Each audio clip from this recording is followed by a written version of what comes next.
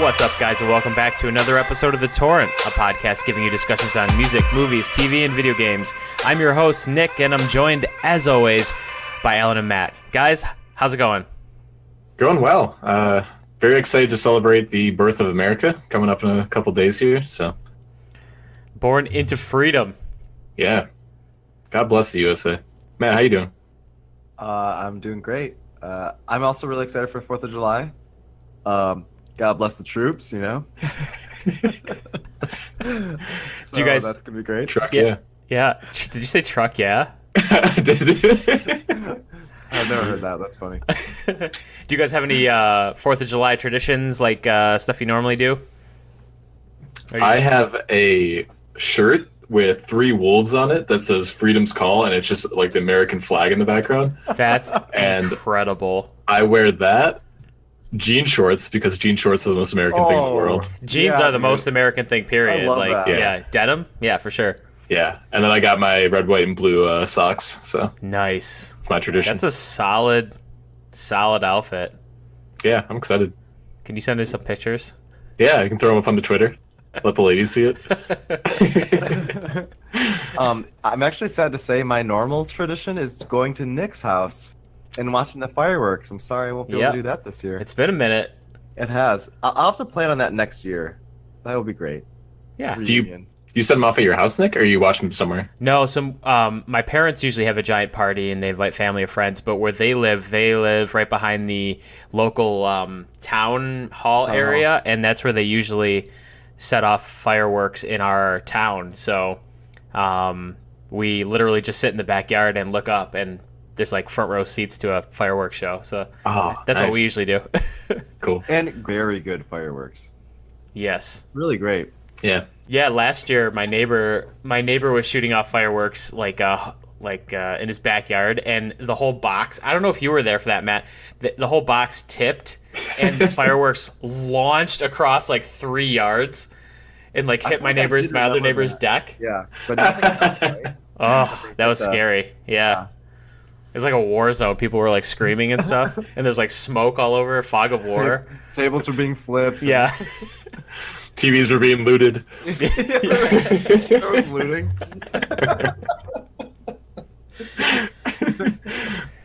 All right, you guys ready to get into the weekly download here? Yep. Uh-huh. Cool. Our first news story today is, well, actually, have you guys been watching any of the World Cup? Are you guys, I know, we're kind of not really soccer fans, but is the World Cup something you guys like to watch when it's on every 4 years? I wish it was. It's not. But I feel stupid not watching it. Like, because the whole world watches it. It's a big deal. So Yeah. I wish I did more of that. But no, unfortunately, I don't watch it. I'll watch a little bit of like the quarters, semis, finals. I don't get too much into the group stage, but Yeah. One of my favorite memories of my life so far has been watching Italy win the World Cup a couple years ago, like in 2006 maybe. Dude, that was awesome. So I think ever since then I'm kind of hooked. I grew up playing soccer. It's not my favorite sport, but I will definitely tune in to watch the World Cup. And there's been some big upsets. I mean, Mexico beat Germany and eliminated Germany the other day. Who just beat Spain? Russia just beat Spain. That's a huge upset. And Wow. This World Cup's been very, very interesting in terms of upsets. And the countries that are left now that it's single elimination, I mean, besides maybe Brazil and France, like the other countries, they're not countries you see that make it this far all the time. So it's an interesting year. yeah, that's cool. I was hearing recently that soccer or football, whatever you want to call it, isn't as popular in the United States. One of the main reasons is because of diving or like embellishment of like fouls. Yep. What's your take on that? Like, because a lot of other countries see it as just part of the game, so it's not that kind of weird to see. But if you think about any other American sport, like when you get injured, you're not rolling on the ground like making it seem like it was a huge deal. Like you a lot of times you walk it off, you brush it off. Like, does that kind of ruin the game for you, or do you kind of understand it's part of it? Yeah, for sure. That's one of my biggest frustrations with the game is like how how much they flop and dive over the littlest amount of contact. And I think that kind of goes into some of the toughness of just Americans in general, especially because we have like American football where like it's like the ultimate macho sport. Like guys are literally like giving each other CTE because they're hitting each other so hard.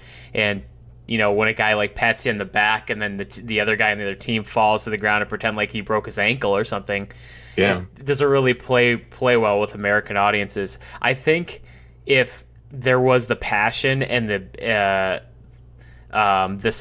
popularity that that soccer has, but for like rugby, I could see rugby catching on huge in America because that's like one of the toughest sports besides American football. I think in terms of just how hard you get hit and everything. You know what I mean? Yeah, for sure. But yeah, I don't like the diving. I would love soccer a lot more if that wasn't in it. In the game. This seems to be like a very like similar opinion among people of our nationality. So. Yeah.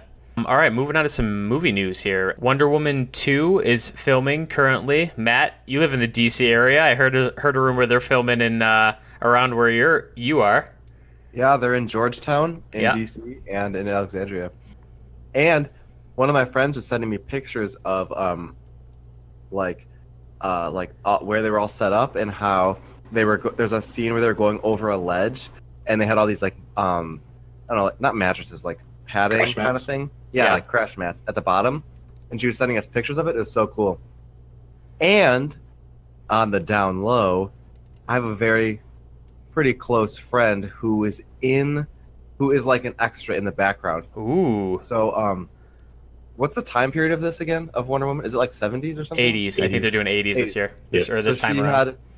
So she had like an afro and like sweet pants, and I think she had an afro. Bell bottoms. Yeah, bell bottoms. It was awesome. She looked so good, and she was sending me showing me pictures of it. So nice. Super cool to see that. Yeah, it was neat.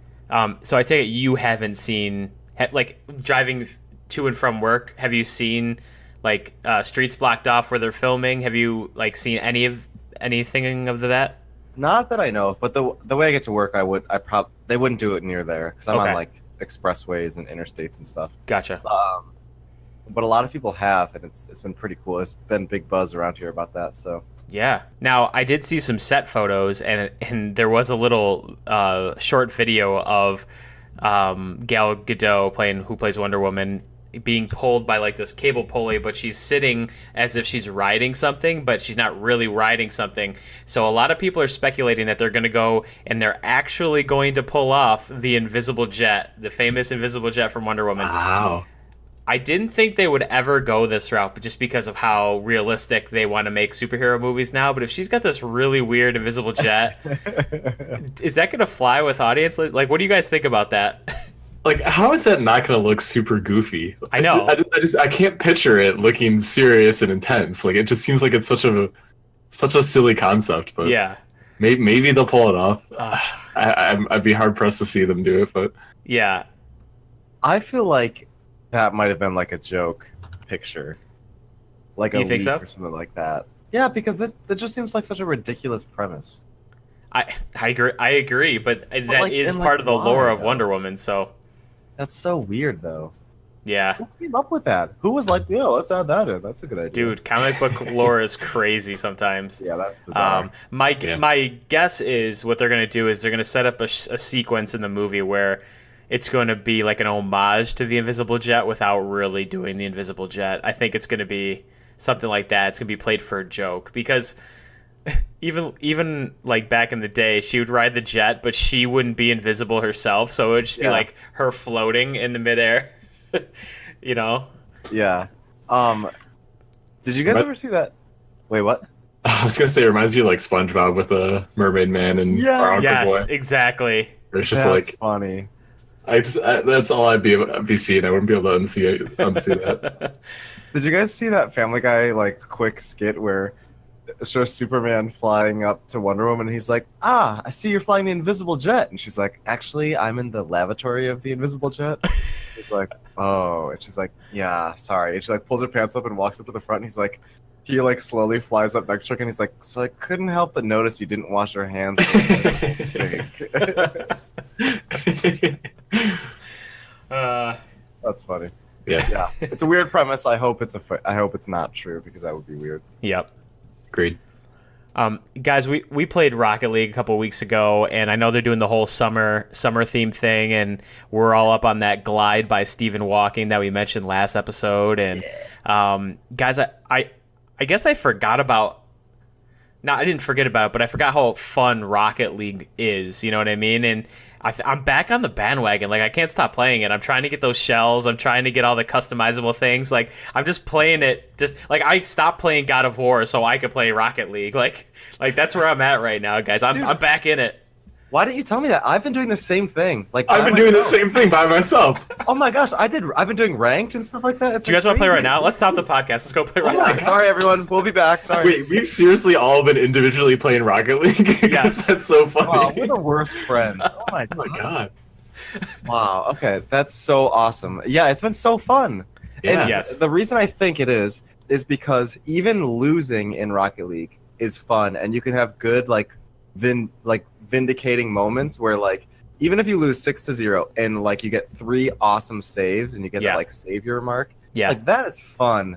And it's like, well, that was still really fun. Yeah. Any game that makes like the worst part of it still fun or like losing fun, yes, that's a good game. So and we haven't really talked about Rocket League too much on the show, and the more I play the game, the more content I see they release with all the soundtracks and all the car types and all the collectibles. Jurassic World. Yeah. Whatever, it's a really, really good game. It deserves a lot of credit. I think all the hype that Fortnite is getting, I think Rocket League deserves, because Rocket League is a much better game, much more cooperative game, and it's just I think it's awesome. Yeah, good call. I love it. Another game that we've been playing also is Divinity Original Sin 2. We mentioned it, I think, last episode. Now we've been playing it maybe a couple episodes ago. I don't know. We've played it for maybe 4 hours together so far, something like that. How are you guys still feeling about the game now that we're kind of 4 or 5 hours into it? We've progressed our characters a little bit. We're starting to reach out and do some of the quests and get into some of the combat. How are you guys feeling about the game? I love it. I really, really love it. And I think it's appropriate that we're discussing Rocket League and Divinity Original Sin right now because of what we're talking about today. For sure. Such a great co-op game. It's so cool. It's so fun having everyone have different roles and different abilities and how we all kind of interact with each other. It's so cool. And it was so cool. Like, for example, the other day when I walked up to this random table of guys and I started gambling with this one guy and I lost and he took all my stuff. And I was like, guys, what the hell? This guy like took all my clothes. Can you come help me kill him? And then we just had like this random huge fight where there's like all this crap was on fire and I killed Ellen. Crazy. Yep. Yeah. Somebody died. One of us died, but we got resurrected, so it's cool. But I just like that the fact that happens is so fun, and I'm just so excited to hear more about the story and kind of get more into that game. For sure. What do you think, Al? Yeah, I've been listening to another podcast called The Adventure Zone, which is a D&D podcast where they're actually playing tabletop. And it has given me just the worst itch to play Dungeons and Dragons again, because I just love the storytelling, the combat, just like the role playing and stuff in that game. And Divinity has really, really been scratching that itch for me. It has a very, very cool combat system that is really similar to Dungeons and Dragons, and the storytelling in it is just really cool. You know, we're not just trying to kill everyone. We're sometimes sticking to the story and kind of role playing a little bit. Where like we're trying to find the solution to the problem rather than just killing the guy and taking his stuff. Right. And it's interesting. There's a good storyline to it. I know I have to combat Matt sometimes to not kill everyone, but or like steal something from every single person. I'm like, I'm being in character, Alan. She would steal this right now. Yeah. No, I really appreciate the lore, and I really appreciate how things kind of move slowly, and you really get to explore the story and not go through things too quickly. So it's definitely one of the deepest games that I've ever played in terms of storyline and mechanics and stats and all that stuff and strategy. definitely one of the more deeper games I've played. This is an experience for me, but I am having a good time. I don't think I would like it as much, but now that all three of us are playing it together, it makes it way more fun. Yeah, I'm just so excited to play it more with you guys. So yeah, can't wait. Pokemon Go released a big update. You can now have friends in the game, so you can add friends and you can trade Pokemon with them, and then you can also gift them. So if you roll up to a Pokestop and swipe on it, it'll give you a gift, and then you can send that gift to a friend, and you get Pokeballs and items and stuff like that. So what do you guys think? And they're doing like community days now. They're doing like events where like a certain Pokemon will spawn, and you can go play and catch a bunch of different type of Pokemon. Are you guys still into the Pokemon Go thing, or not at all? No, I'm just over it. They tried to make it work, and they under-delivered on the game, and I'm just ready for something new altogether. I think at this point they're sort of just beating a dead horse, and it'd be much better if they just kind of said, all right, it was good for the time, but we need something better, and let's just redesign and go with the new route. But yeah, if I had I don't know, maybe if I had a bunch of friends, or if I had kids or a girlfriend or something who was into that, maybe I would be more, but I'm just not right now. My girlfriend is big time into the game. She really likes to play, and so I'll turn it on every once in a while. It's a kind of something to do, if you're walking around, if you're going for a hike, or you're walking somewhere, going to the beach or whatever. I'll usually open it up and then like catch some Pokemon and just get some experience by walking around. I'm really utilizing it because I'm really excited about Pokemon Let's Go for the Switch, because there is Pokemon Go integration into that. So I'm just kind of playing it when I get a chance, very sparingly, but it is, it's kind of fun. What really makes me happy, and I mentioned this before, is I like when I see little kids playing the game and like their parents are playing it with them. I think it makes for a really cool experience in that regard. So I like that too. I have a few students that will tell me they do it with their parents. Yeah. And I'll talk to them about it. Like they're all, the whole family's pretty cool, excited about that. I think it's cool. It's fun. It's like a new thing to do. Yeah. On the negative side of video games, guys, video game addiction has moved up to become a recognizable disease in the psychology community. What do you guys think about this? It's kind of a hotly debated topic, but do you think video game addiction is an actual treatable disease? I think anything that gives you a craving of it and and also you can feel like withdrawal almost from not having it, it could be considered addicting. And I think the stimulation from video games and like the immediate feedback and or immediate like gratification of doing it totally makes video games addicting. I don't know. Addictive? Yeah, I think like just needing, like our world now, we all just need stimulation all the times, and we're always looking at our phone. And I think that aspect makes video game addiction very likely for a lot of people, because we just need that like dopamine rush all the time. Wow. That's what I personally think. Alan, what do you think? I agree with Matt on this one. I think it is definitely a real thing. I think it's even something I've suffered from in my life, where I remember playing World of Warcraft like easily 20 to 30 hours a week. Wow. Like it was almost like having a job for me when I was in my high school years. And like looking back, like, yeah, I played that game way too much, and I shouldn't have played it as much as I should have. And I probably had a little bit of an addiction to it. And like I remember getting cravings when I stopped playing it, where I was like, man, I just want to play World of Warcraft again. And I actually don't see this as much of a negative, because I think if this is something that people really are suffering from, it's good for it to be recognized so that it can possibly be treated. It's sure. In the same sense as like depression just being recognized as, it's not a state of mind, it's not a personal thing, it's actually like something physically wrong with somebody, mentally wrong with something in their brain.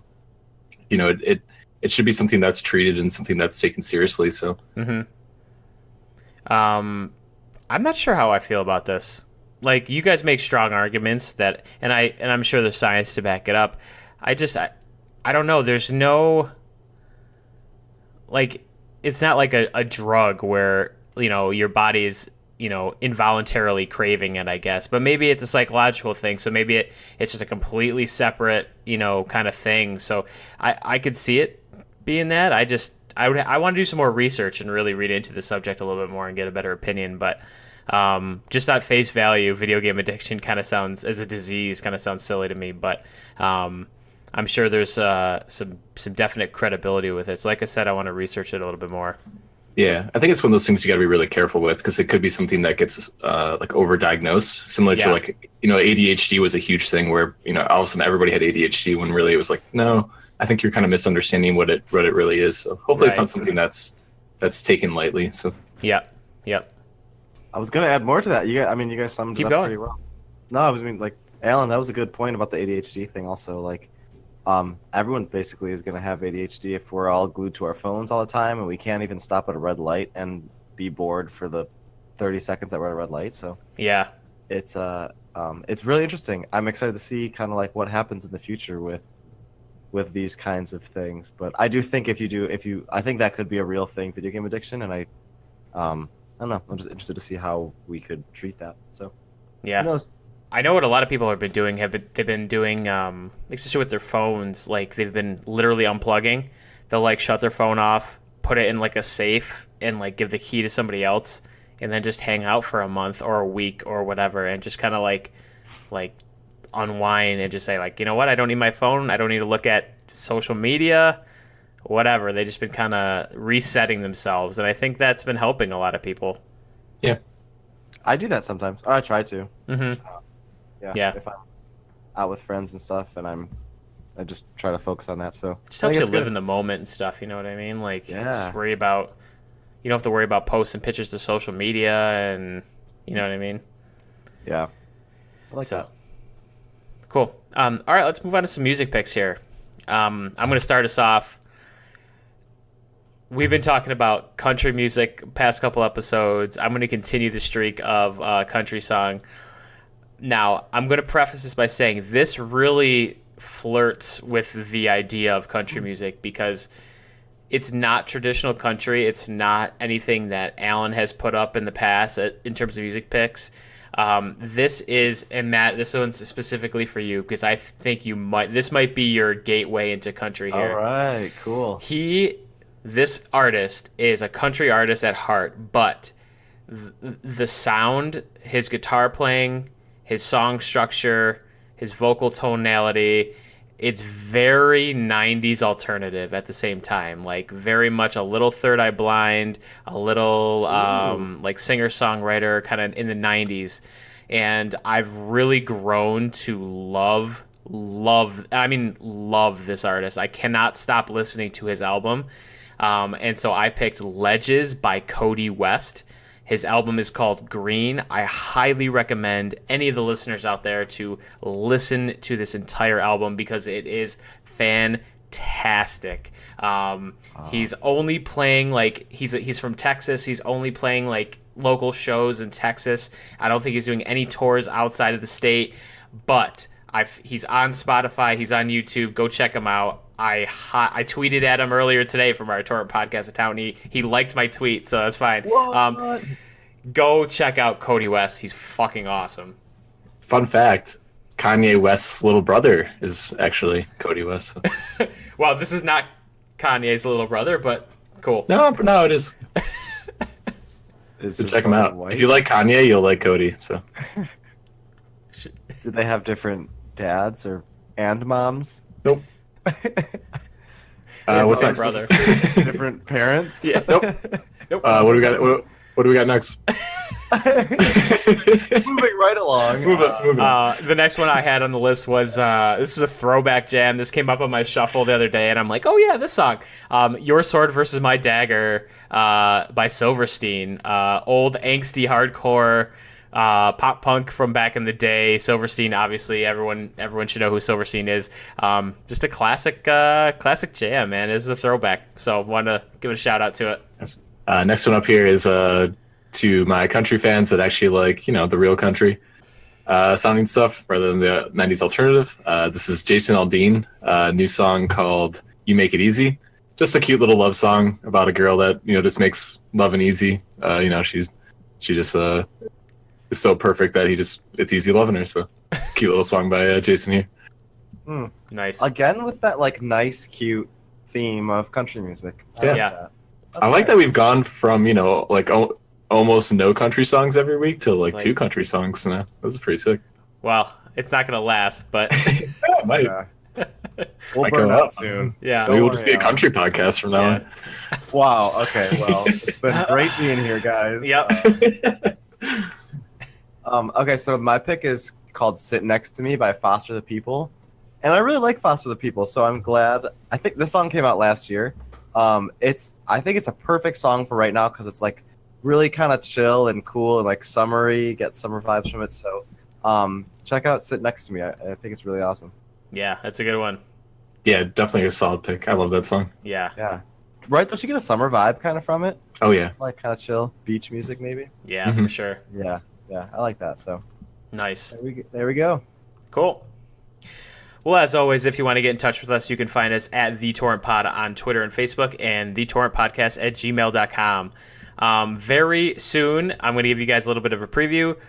We are also now on YouTube, so you can find all our episodes on YouTube. And also, we are going to be getting some merchandise. Our TeePublic store will be opening very shortly. We're going to have all our cool designs. We're going to have the Torrent Podcast logo. We're going to have some cool variations on the Torrent Podcast logo. We're going to have a Hot Crochet shirt. We're going to have a Meadfest shirt. We're going to have all your favorites. You can get it: T-shirts, mugs, pillows, blankets, whatever. You get to have it all. We'll give you all the official information once the store gets opened, but be on the lookout for official podcast merchandise.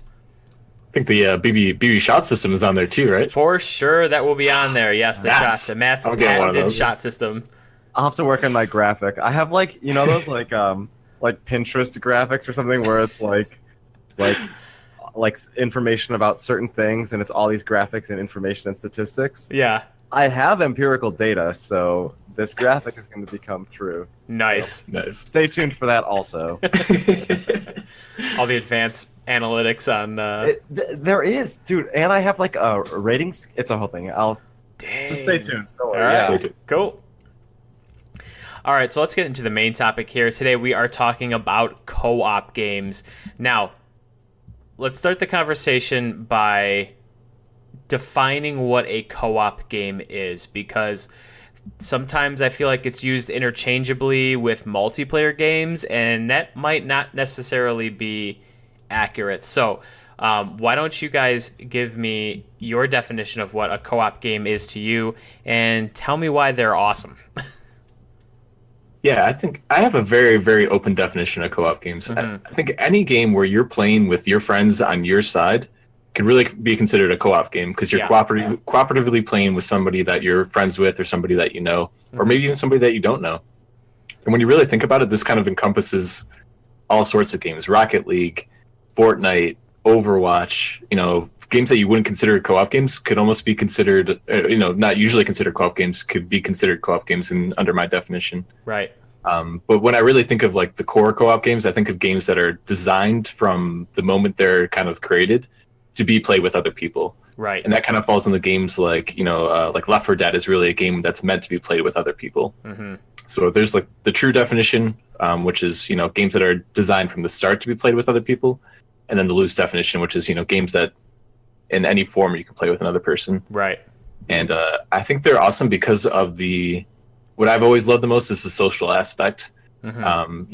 Growing up kind of a nerd and kind of growing up an introvert and still being to this day, it's not easy for me to go into, big party scenes and that kind of stuff and meet people. But when I get online and I'm playing World of Warcraft or I'm playing Team Fortress, and all of a sudden I can meet these other people that are nerds like me, and I can play games with them and share something that I love, it really brings out the best in me and puts me into a spot where I'm happy. So some of the best moments I had growing up were playing, Team Fortress 2 and being in a clan with that, playing Counter-Strike, playing Portal 2 with my friends and that kind of stuff, and just having that moment to share. So that's why they're awesome. Nice. Wow, that was I don't know how I'm gonna top that. That was I know. You let me go first, so kind of real quick just to clarify. So what you would say so for example, the true definition of co-op would be like Left 4 Dead, and the loose definition of co-op could be like Call of Duty, because you can play Call of Duty in co-op, but Left 4 Dead is made to be played with all the humans mostly on a team against like a computer or something, right? Right. Okay, I like that, and I think I agree with that too. I think co-op could be anything, anything that's a multiplayer game. But I love the real co-op games like Portal 2, where the only interaction you have with other humans is cooperative actions, and you work together. I love that. So yeah, I agree with Alan. Good job. No, I think both of you nailed it. Like, we talked about couch co-op before on the show, and like that's I think what everyone thinks about when we hear co-op game. It's you and your buddy. You both get a controller. You both are playing at the same time, and you both are trying to beat the game together, as opposed to playing against each other. And it's a very social thing, like Alan said, and it's fun, and it forms bonds and friendships that are pretty. I think are pretty strong. I think people underestimate the power of video games in that regard to make friends. You know what I mean? Yes, Nick. Yeah, great point. I mean, like, for the record, Alan and I have been playing co-op games since like elementary school, and so I totally agree that like video games keep people together. Like, we all live in different states right now, and we're still in touch a lot to play co-op games. So right, love that. Good point. Very cool. So nice. So what was Matt? We'll start with you. What was your first co-op game that you can remember playing that kind of was like, whoa, this is awesome? Okay, so it's probably with Alan. So I'll say mine. What I think is the first one that came to me was RuneScape, which was like an online RPG. Yes. And I just like the graphics were really shitty and not very good, but it was just it was like deep, and there were different armor types, and you could like just classic RPG stuff. And I just remember teaming up with Alan and like exploring everything and like getting keys to houses and just like doing cool, like having. I don't think we had property. It was just like cool things that we learned, and like that to me was the first RPG, like the first time where like I would wait for Alan to be free, and then we'd all get on together, and like even before school in the morning. Do you remember that, Alan? Yeah. like Alan would come over early, and I don't know if he would get on the bus from my house or my mom would drive us or something, but like we would play RuneScape before school in elementary school. Man, so fun. That was great. So that's mine. My first one is RuneScape. Nice. Yeah. What about you, Alan? I think the first one I can really think of is a really old game for the PlayStation called Team Buddies. And this I remember from those same mornings where I'd come over and I'd get on the bus at your house, and we would play Team Buddies, which was just weird kind of block building game where you'd have like different things you had to collect, and you'd build different vehicles or different weapons out of it. And just a really bizarre game. But I just remember before that I'd only ever played, I think, like Pokemon on the Game Boy and Zelda and stuff, all these single player games. And then I played, this multiplayer game with Matt, and it was just sort of like, oh, this is kind of cool. We can share in the experience. We can do stuff together. We can create together. So it's cool. Yeah, nice. That game also has a cult following and is one of the rarest games for PlayStation 1. They only did limited release. Did you know that, Alan? No, I didn't know that. Holy crap. Yeah. Hope you guys still have your copy. Well, I didn't have one. Alan did, and I still have Alan's copy at my house. Oh, okay. There you go. I do. So if we ever need to sell that, we can probably sell it for a couple $100. Yeah. Hopefully it still plays. Yeah. I know. Nick, do you have one? Yeah, I do. For quite a while, video games are a very singular thing for me. Where like, we'd be a bunch of us, but we'd sit around watching somebody play and take turns playing. But I think the first game that really, I remember where we had 4 people and we all plugged a controller in was Perfect Dark. They had a multiplayer version, and you could play against the bots, and you could set like maybe 50 or 60 opponents, and it'd be 4v60 or whatever, and you could have all these crazy mods. And we would just go through and see if we could beat, we put them on like hard difficulty and go through and see if we can kill all of them. And that was kind of my first big experience with like couch co-op games. My old one of my old friends who used to live next door to my grandmother, we used when I'd go over there on Sundays to visit or whatever, I used to go over his house and we used to sit around and play, Mortal Kombat and Perfect Dark, and that was kind of my first real big experience with co-op games. So yeah, I think Perfect Dark for sure. Cool. Well, I should also, real quick, I'm sorry. I just have to say it. I have to say Team Fortress. I used to play Team Fortress Classic at Mike's house in elementary school and middle school all the time. And we'd play until like super late at night, and then we would play. I think ended up playing with Alan too. Then when Team Fortress 2 came out, Alan and I started our clan, and we won our it was crazy. That was so fun, Alan. I kind of missed the boat on Team Fortress. I think I played with you guys a little bit right at the tail end, but I think I missed the boat. So it's okay because Overwatch is basically right, Alan, the new Team Fortress. Pretty much, it fits that's like where games are going now. So that feeling is pretty much what you'd get from Team Fortress 2, also. Cool. So yeah, so you're good. Yeah. Anyway, that was the last one I had to say. Nice. So now once online play started to get really big, co-op games kind of changed, and now you can play with anybody across the internet essentially. So we saw a lot of couch co-op games kind of go downhill a little bit, because why have people come over your house when you can just sit on your couch by yourself and play with them together, play together with them anyway. So do you think the addition of online play has actually improved the co-op experience or hindered the co-op experience? So I have two. Well, so the first thing is I think it has kind of hindered it, because couch co-op is unlike anything else. Mm-hmm. Like, Alan, do you remember playing Gladius also? That what was it, like gladiator type game? Yeah. Alan and I played that all the time, right near each other. And we did that with a ton of games, so many games. And I just remember that being so awesome, and we would get real pumped up and hype each other up and stuff. Couch co-op, I think, is classic and is awesome. And games that still do it, like Call of Duty, I think still does. Mm-hmm. I love that, and I really support that. But I will also say that games like Killing Floor, which I think would be so fun co-op, they say it really can't be split screen because you need to process that much information more. And so it's really hard for games to do split screen, I've heard.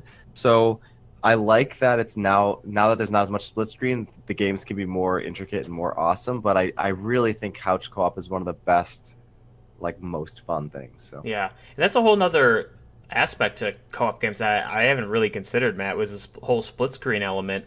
When you divide your TV screen into 4, you're really cutting down on the detail and the game experience, really, in terms of what the game offers you visually. And now with online play, you could still have a ginormous screen and get all that detail and still play with your friends. So that's kind of that is a legitimate thing.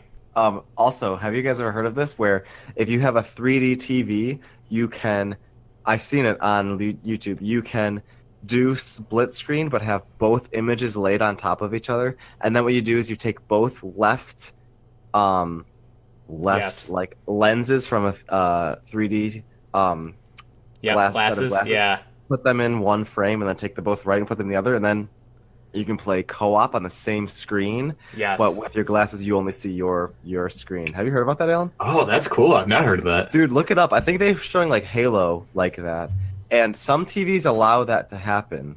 And that's clever. Yeah, and that I think would be the coolest new co-op thing.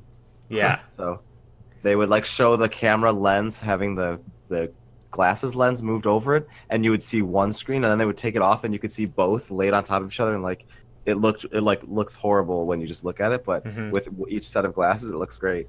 That's awesome. With the addition of virtual reality and augmented technology, I bet you we might be seeing some of that, where everyone puts goggles on, and then you can still play literally next to each other, looking at the same screen, but you see two completely different things. I think that'd be really cool. I would spend a weird amount of money on that. That's a good use of weird. Thank you. It would be weird. People would be like, Matt, you really need to think about your future here. So let's talk about some of the games themselves. We mentioned a whole bunch of them, but if Alan, we'll start with you. If you had to give a game that, a definitive co-op experience you would recommend to anybody, if you're going to play any game, you have to play this one. This is an amazing co-op game. Get through your friends. Let's go play. What game would it be? I think so. This one's kind of out of right field, Mm-hmm. but the big one that I was pushing is actually the Lego video games, and the reason being that these are just incredible to play with a girlfriend or like somebody who doesn't have a lot of video game experience because Okay. That's a good it's a very simple experience. It's easy to learn, easy to pick up. The storyline is usually something familiar, like a Harry Potter or Lord of the Rings or something like that. So you kind of know the story a little bit, and it's just fun. It's simple, and there's actually a lot to do in these games and a lot to achieve, and they can be really, really fun for people who aren't as hardcore gamers as you might be, which I think is huge in the realm of co-op games because you want to have everyone play, not just the people who are hardcore gamers. So Yeah. Nice. definitely worth checking out. I've played a couple of them, and they are fun. They're really fun to play with little kids too. Like if you have a niece or a nephew or a little cousin who's a lot younger than you, and they're just getting into video games, that's a good one to sit and just kind of play co-op with. Yeah. I was gonna poo-poo that choice, Alan, at first and be like, "What? You picked that?" But then how accessible it is, and even if you're into video games, it's still pretty fun. I support that now. Good choice. Cool. So my pick is Killing Floor, and when I say that, I mean Killing Floor 1 and 2. I don't know if a lot of listeners have heard of Killing Floor, but it's basically like a game of a bunch of there's like zombies and crazy like experimental monsters, and each wave you have to survive more monsters and crazier monsters, and eventually there's guys with like a chainsaw in his arms, and it gets so wild and so insane. And then with Killing Floor 2 that came out in the last few years, the graphics are awesome. You can like completely dismember enemies. It's so satisfying. It's so scary. It's so intense. And the harder difficulty levels introduce new monster types and new monster abilities. So all of a sudden you'll like start to do the harder difficulties, and it feels like a different game when you see these monsters doing backflips over things and like running on the walls to get at you, and it's so awesome. And there's a bitchin' metal soundtrack on it too. Oh yeah, good choice there. That there is a sweet hardcore music And soundtrack. The slow-mo moments where it goes into that like Zed time. Zed time. That's so cool. Gosh. And the company Tripwire Interactive releases all these events like that. Like right now, I don't know if you guys know this. There's like a summer like horror event going on right now, and they release new weapons and they just update it all the time for free. I think there are some microtransactions now, but it's just they release so much stuff for free. That you really want to support that company. I own Killing Floor 2 on PlayStation and computer, and it's just. I love that game. It's one of my all-time favorite games. So, and no, I'm just kidding. Nothing. Yeah, a lot of breath. There's so many good things about that game. Yeah. All right, Nick, what do you got for us? I got Portal 2. I think when you think of a good like what a co-op game is, where like both people have to really use their intellect and really solve puzzles, but also do it together and and really synchronize. Portal 2 is one of those games where it really challenged you to do so and try to figure out work together. So that is one of the definitive co-op experiences in my mind is Portal 2, and obviously highly touted game, very popular game, but if you haven't played it yet, definitely check it out. How about some honorable mentions? What about let's do another round here. So like what's a game that like if somebody's just listened to the list we just gave and they go, I don't know, none of these are really doing it for me. What's another type of game that you think people would want to play? So Gauntlet was the one that we put on there. Yeah. On the list. And Gauntlet, I think, is different than a lot of the things we just mentioned. Because it's kind of like the isometric, almost top-down type perspective, but it's similar to the arcade game Gauntlet, where you would just like run around and like throw your weapon at stuff and have these little abilities and fight all these like monsters and go through levels in a dungeon, and then there's boss fights and stuff, and you have a character type with new abilities. That game is really fun and very arcade-like, and I'm pretty sure that has co-op, like couch co-op. So that kind of goes back. So Gauntlet, we played a lot of it, or we beat it, right? We did beat it. Yep. It was like a little dungeon crawler. Yeah, it was fun. Yeah, I liked that. Yeah. So I think that's a good one. Nice. I had one of my most enjoyable co-op experiences was Castle Crashers. If that game was super popular, maybe 5 to 7 years ago, somewhere in there. That game is hilarious. I think the writing on that game was grade A. It's a zany, fun game. It's got a really catchy soundtrack, and it's got tons of playable characters, so you can replay the game with different characters who have different abilities, and just get three other people and go have fun. I really like Castle Crashers. Actually, I kind of want to play some Castle Crashers right now. Yeah.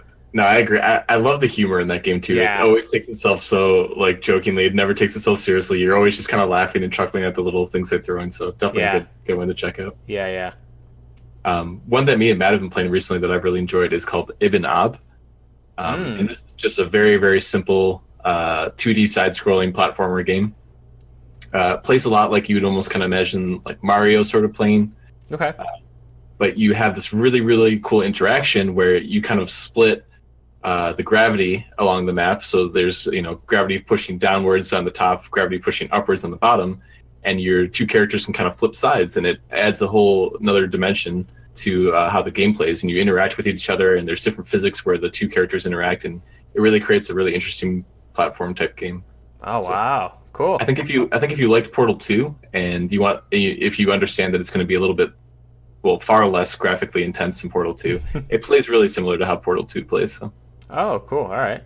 It seems so simple, and then it's just like we were at a puzzle that was like 25 minutes. We were just like sitting there. It was so simple, and it's so intricate what you have to do to solve it. It's very cool. Yeah. Nice. I won't go into a long dissertation, but like games like Borderlands and there's like SWAT 4. And a couple other games I think and Saints Row for that matter, I think are also very good co-op games. If anybody wants to check those out, highly recommend those as well. All right, guys. So now in 2018, we got a ton of newer games that have come out.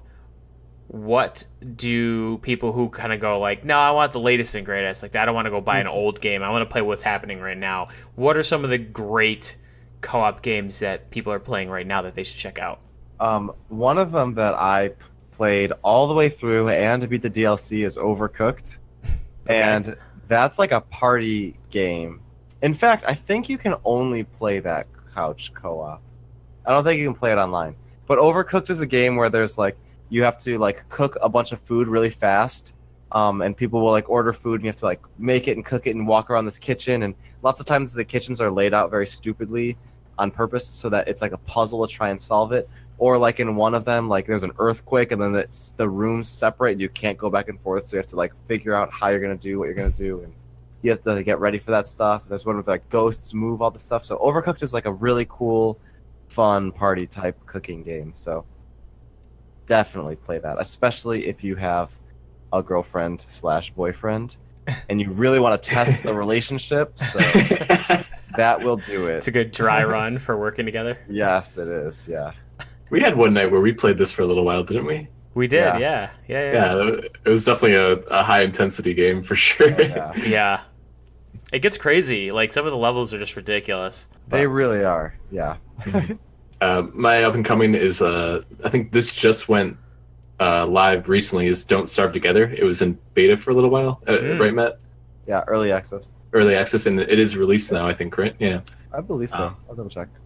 This is a game I think the three of us have played in the past when it was in early access, and it comes from the game Don't Starve, and now incorporates a co-op mode into the original game. But it's a very, very difficult game. Don't expect to walk in the park with this game. It's going to take a lot of coordination, and you might just get screwed over and have to start over. But it's very interesting. It's a survival base. You're hunting. You're trying to find food. You're foraging. But then you're also trying to grow and create new sciences and make it easier to live in this world. And monsters come and attack you just out of nowhere, and you have to be ready to take it and survive it and handle different monsters, different weather, and it's very interesting. So that's one of the most frustrating games I think we've ever played together, just because we get so far and then just die horrifically. And dude, fuck yeah, dude, this game is so frustrating sometimes, but I love it.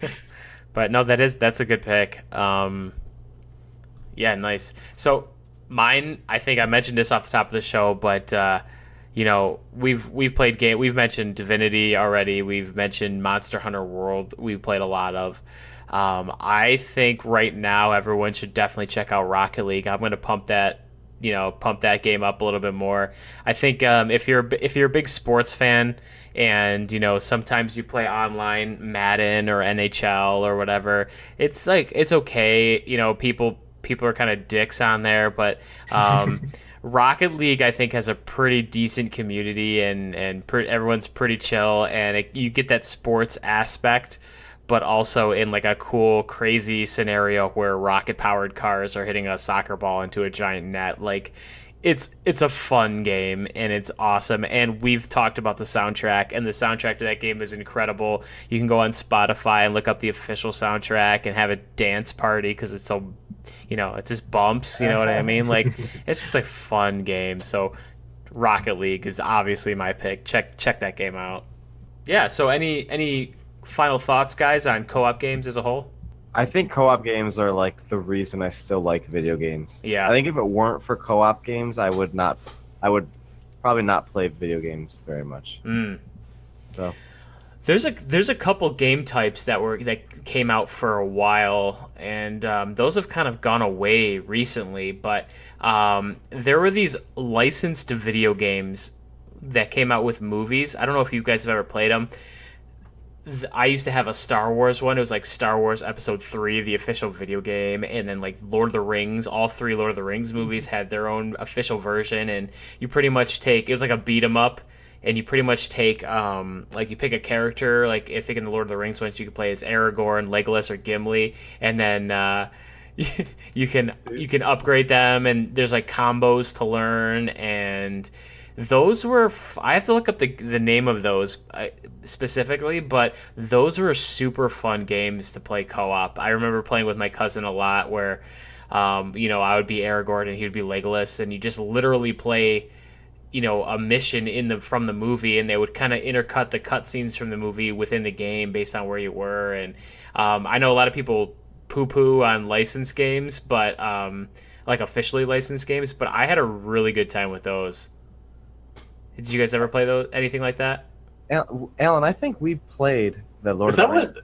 is that what Old Toby's from? Yes. I was trying to think what that was. Yeah. Toby. Old Toby. It was it like a healing herb or something? Yeah, but I think in the movie it's actually like a pipe weed that they smoke, which is kind of weird thinking back. They do smoke a ton of weed in Lord of the Rings. Hell yeah. I think Old Toby was a pipe weed, but yeah, it was like a healing herb in that game. Yeah. Oh, wow. We played a Lord of the Rings one. I thought it was pretty cool. I liked it. Yeah. Those were fun. Yeah.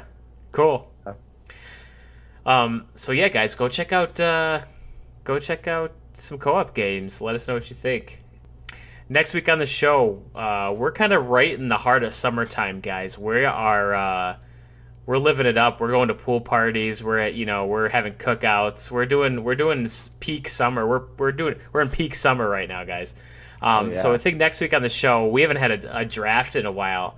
What do you guys think about having a draft? The best summertime songs draft. Oh my gosh. Yes. Man. There's a ton of songs we could pull from. I feel like we got a lot to pick. So we're gonna be doing a summertime song draft, making a pretty good collective playlist, and all that and more next time on the show. This has been an episode of The Torrent. We'll see you next time. Well, that's it for this episode of The Torrent. Thank you all for listening. Download, rate, and subscribe to the podcast on your favorite podcast service. If you want to get in contact with us, feel free to send us an email, thetorrentpodcast@gmail.com. You can also get in touch with us on Facebook and Twitter @TheTorrentPod. We'll see you guys next time.